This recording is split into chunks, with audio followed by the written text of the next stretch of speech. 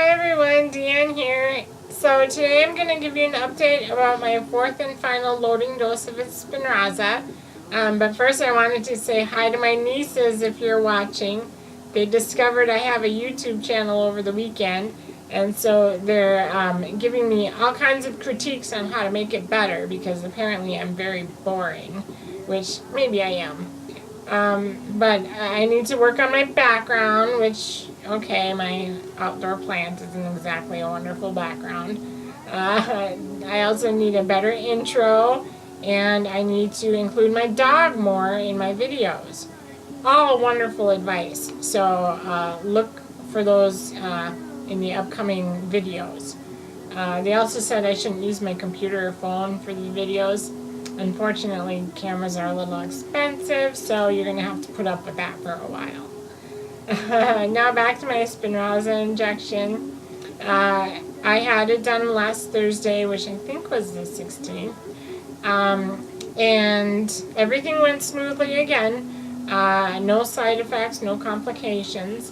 And I just wanted to let you know again the process that I go through to get the shot.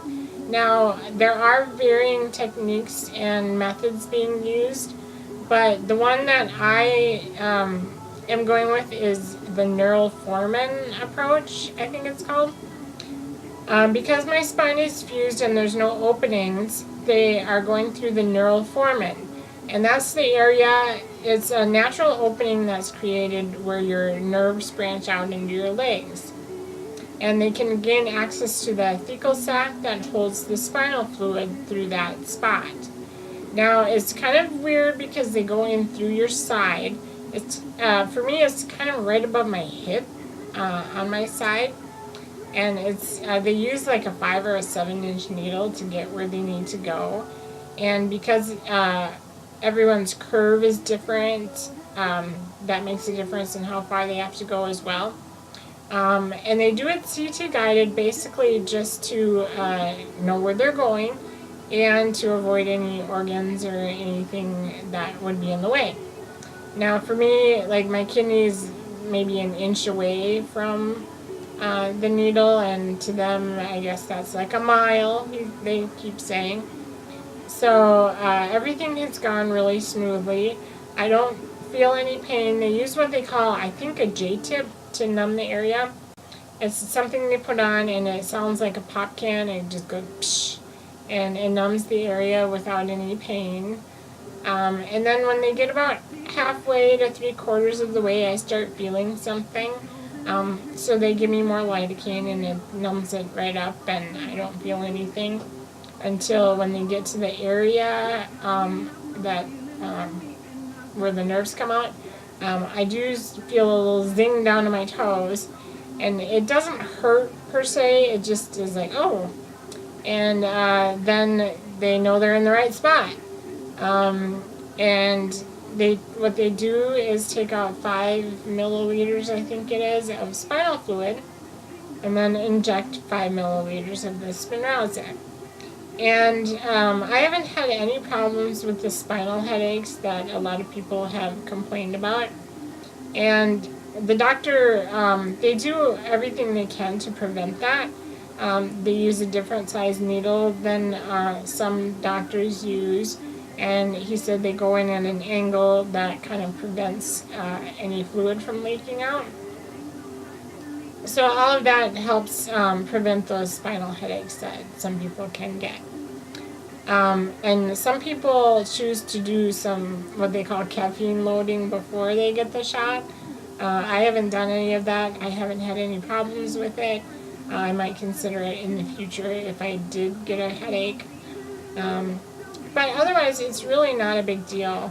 They roll you in, slip you onto a bed, and then roll you to the CT room and slide you over onto that, take an initial scan with like this sticker on your back with measurements, then they mark the spot they want to go and go from there. So I highly recommend, if you do have a spinal fusion, definitely get a CT scan and maybe consider the neural foreman if that's an option for you. I know some people have had ports put in. I heard someone got meningitis from doing that. That's when bacteria gets into your spinal fluid. I've also heard some people just get the injection between C1 and C2 or in the cervical area. And again, there seems to be a lot of risk with that as well. But for some people it's worked, and for them, I'm glad for it.